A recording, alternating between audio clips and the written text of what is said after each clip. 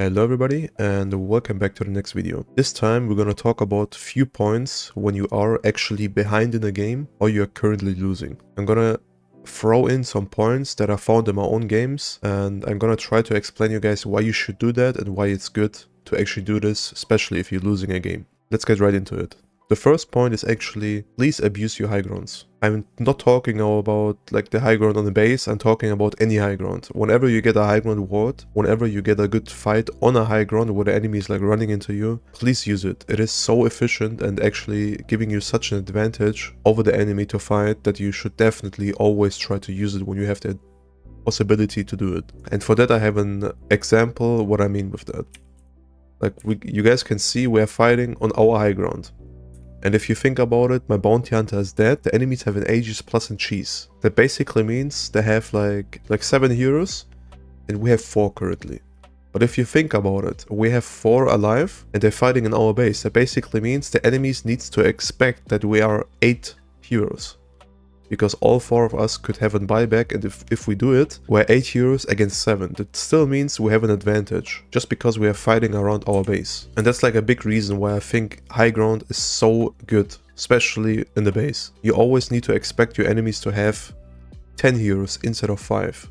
Because they can always buy back and they can be back in like 1 or 2 seconds, if they have a blink or travels or whatever. Like as you can see, we're just actually poking on the high ground with our Magnus and it works out perfectly. We're also getting some pickoffs with that and the enemy is already retreating because they realize they cannot do it. Like if they keep doing it, they're gonna actually eventually lose the fight because they're getting picked off, they already used the cheese, they're gonna lose the gyro and they already have a big disadvantage and we have the advantage over that. So yeah, that's the first point. Make your notes and please think about it in your games. Alright, the next point is a little bit special. I'm pretty sure everybody that watches this video had like the situation, you are 20k behind or you are like massive behind and you win a team fight, you feel strong, you wanna like try to end this game or try to like make it even and you're starting to run high ground, especially in the mid lane. I've had this millions of times in my games and I've got so much experience in pubs that I can say if you win a team fight and you feel strong, try to either go rush, take a tormentor or like farm the entire map instead of going high ground. The only reason why I should actually go high ground is if you see like 3 enemies are dead for more than 50 or 60 seconds.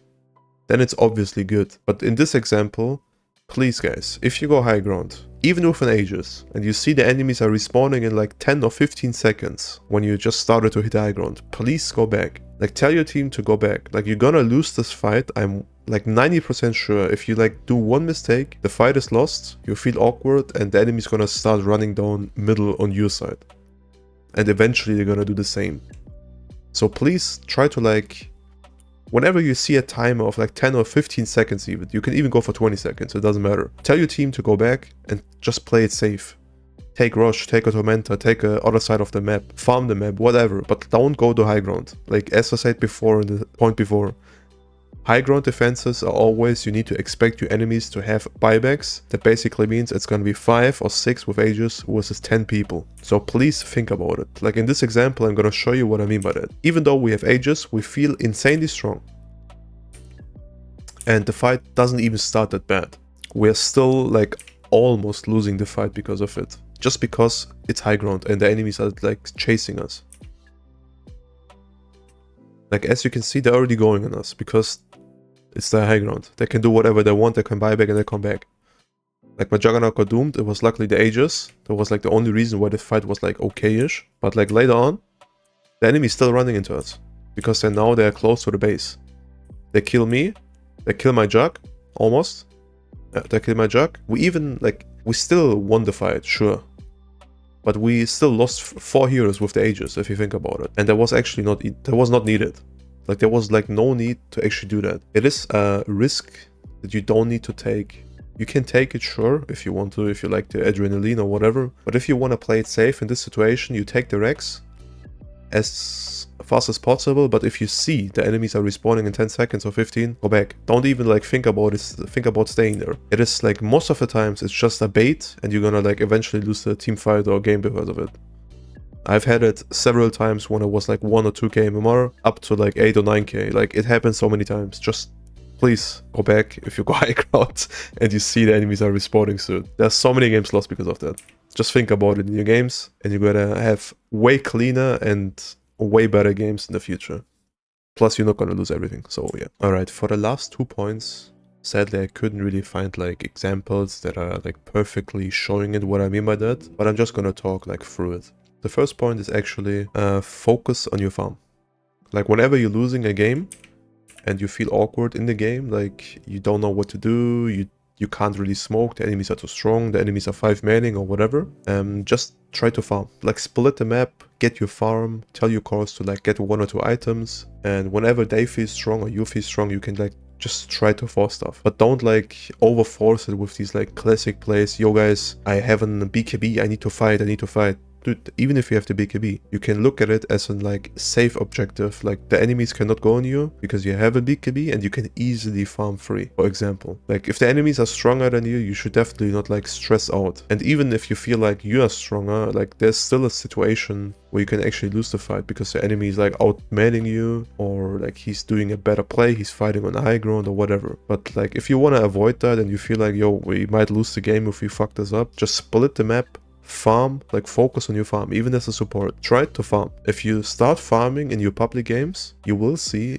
even as a support, you're gonna actually win a lot of games. Like you can easily win games as a support. It is crazy how much like impact you can have if you have like 2 or 3 items as a support on minute 25 or 30.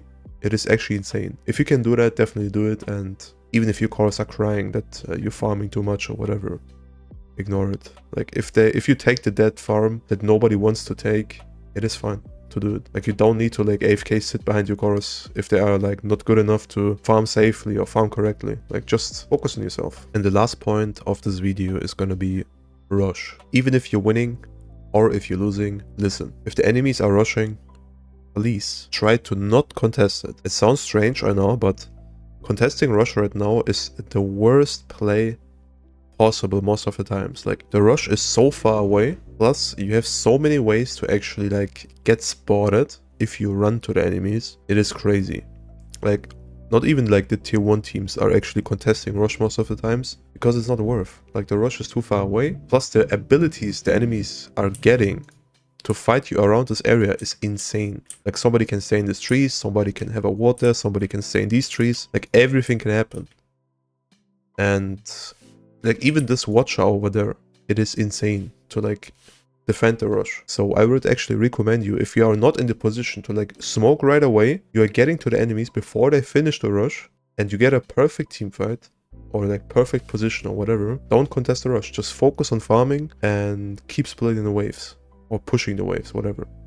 But don't contest the rush like if you play against Venomancer or if you play against Techies or whatever. It is like just game losing. Like if the enemies have like one good ward on the high ground and you're not instantly dewarding it and they jump you first, you're gonna actually lose the fight instantly because they're gonna have the better position in these fights. Even though the rush pit is in the low ground, it doesn't really matter. Like the enemies can have so much vision around this area here with these wards, with the watcher, with the wards on the lotus thing. Like it's insane how much vision they can get and what the advantage can be. So please, if you lose the game and you see the enemies are actually rushing and you're like on the different side of the map, just push the waves, push towers, and focus on your own game. Don't like try to contest it. If you're lucky, you're gonna win the game, maybe. The risk is way too high. Just don't do it and focus on your farm and your game. So yeah, don't contest the rush. Thanks for watching, guys. Bye bye. Peace.